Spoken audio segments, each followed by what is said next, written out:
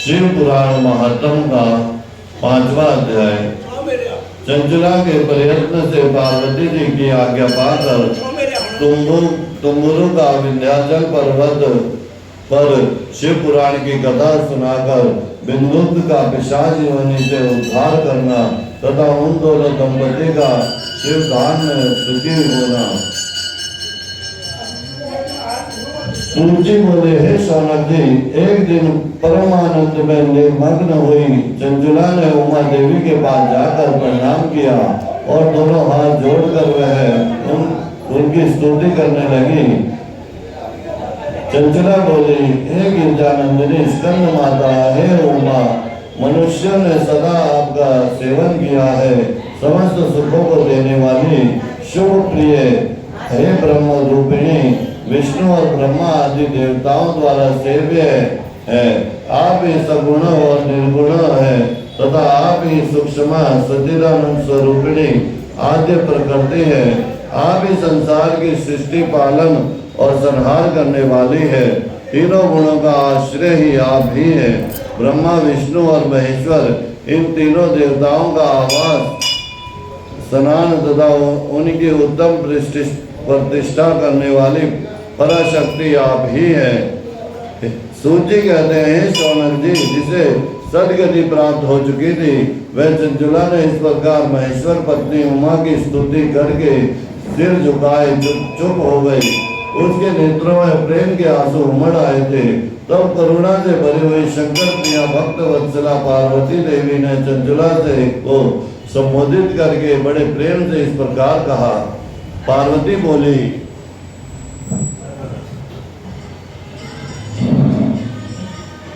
हे चंचले, हे सुंदरी, मैं तुम्हारी की हुई स्तुति से बहुत ही प्रसन्न हूँ। बोलो, क्या वर मांगती हो? तुम्हारे लिए मुझे कुछ भी अधेय नहीं है। तब चंचला बोली, हे निष्पाप गिरजा कुमारी, मेरे पति बिंदुक इस समय कहाँ है? उनकी कैसी गति हुई है यह मैं नहीं जानती।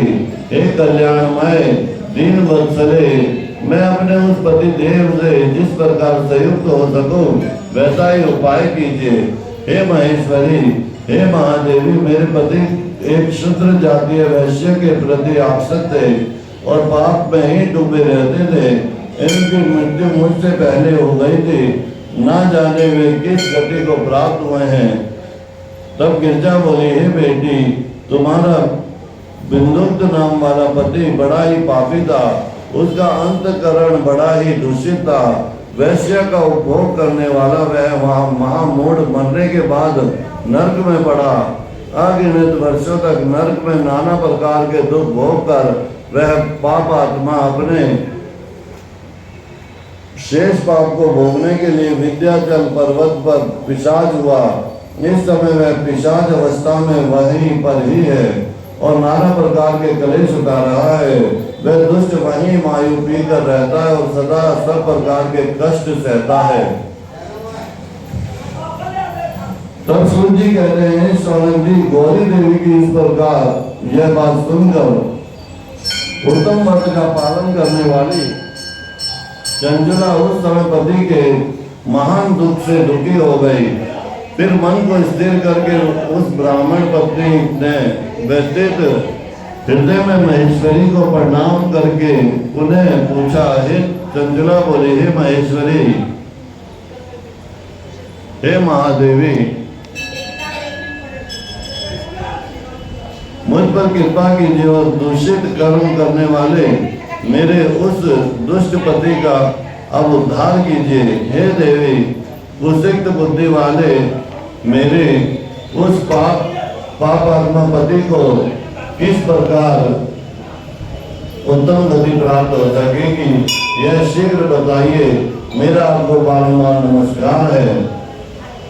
पार्वती ने कहा, तुम्हारा पति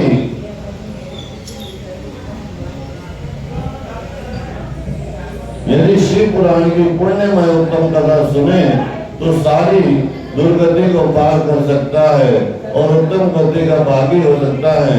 अमृत के समान मधुर अक्षरों से युक्त गौरी का यह वचन सुनकर आनंद पूर्वक चंचला ने हाथ जोड़कर मस्तक झुकाया और उन्हें बारंबार प्रणाम किया और अपने पति के समस्त पापों की शुद्धि तथा उत्तम गति की प्राप्ति के लिए पार्वती देवी से यह प्रार्थना की कि मेरे पति को शिव पुराण सुनने की व्यवस्था होनी चाहिए।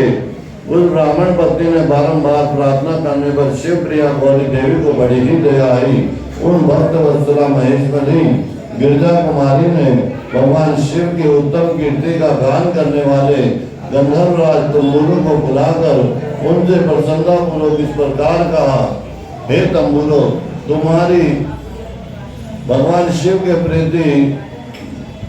प्रीति है। तुम मेरे मन की बातों को जानकर मेरे अभिष्ट कार्य को सिद्ध करने वाले हो, इसलिए मैं तुमसे एक बात कहती हूँ, तुम्हारा कल्याण हो। तुम मेरी सखी के साथ शीघ्र ही विंध्याचल पर्वत जाओ। वहां पर एक महाघोर और भयंकर पिशाच रहता है।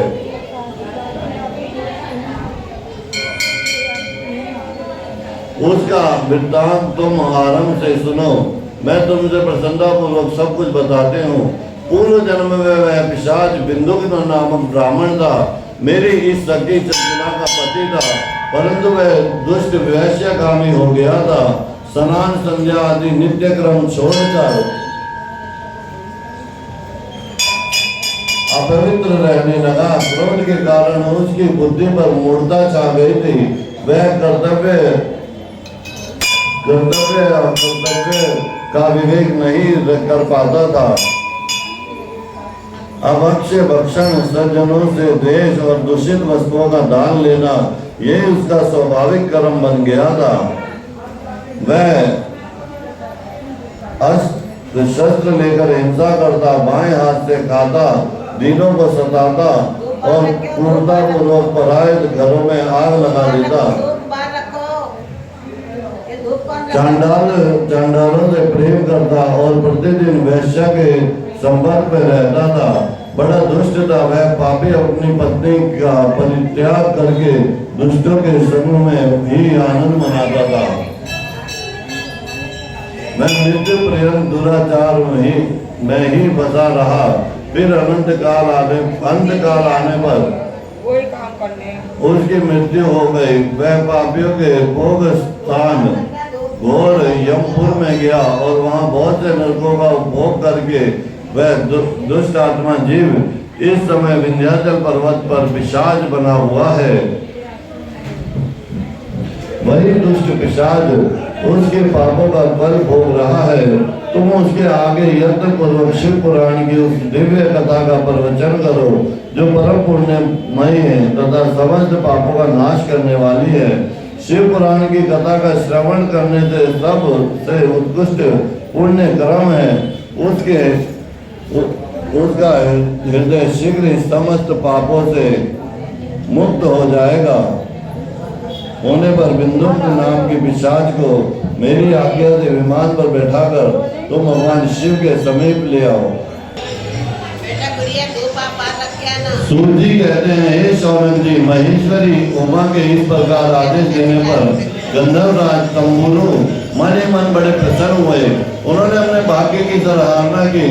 तत्पश्चात उस शिव की सती साध्वी पत्नी चंचला के साथ विमान पर बैठकर नारद के प्रिय मित्र तंबुरु वेग पूर्वक विंध्याचल पर्वत पर गए जहाँ वह पिशाच रहता था। वहाँ उन्होंने पिशाच को देखा। उसका शरीर विशाल था, थोड़ी बहुत बड़ी थी। वह कभी हंसता, कभी रोता और कभी उछलता था। उसकी आकृति बड़ी विकराल थी।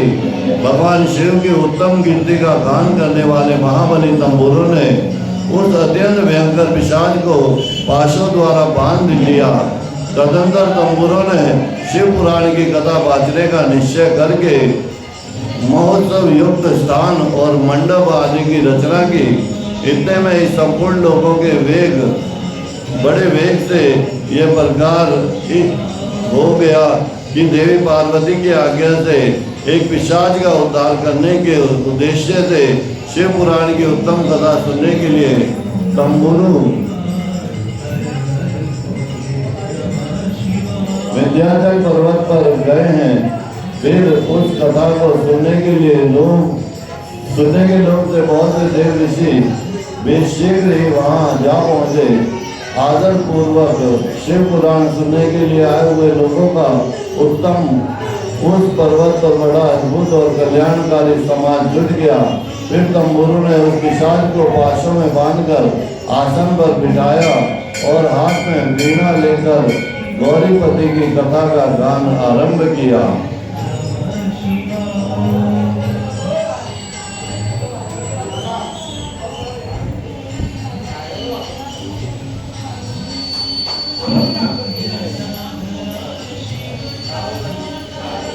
पहली अर्थात विश्वेश्वरी संहिता से लेकर 7वीं वायुव्य संहिता वायु संहिता महत्व सहित शिव पुराण की कथा को उन्होंने स्पष्ट वर्णन किया। सातों संहिताओं सहित शिव पुराण का आदर पूर्वक श्रवण करके वह सभी श्रोता पूर्णता कृतार्थ हो गए। उस परम पुण्यमय शिव पुराण को सुनकर उस पिशाच ने अपने सारे पापों को धोकर उस पिशाचिक शरीर को त्याग दिया। फिर शीघ्र ही उसका स्वरूप दिव्य हो गया। अंग कांति गौर्ण की हो गई। शरीर पर श्वेत वस्त्र तथा सब प्रकार के पुरुषोचित आभूषण उसके अंगों पर उभासित करने लगे। वह त्रिनेत्रधारी चंद्रशेखर स्वरूप हो गया। इस प्रकार दिव्य देहधारी होकर भी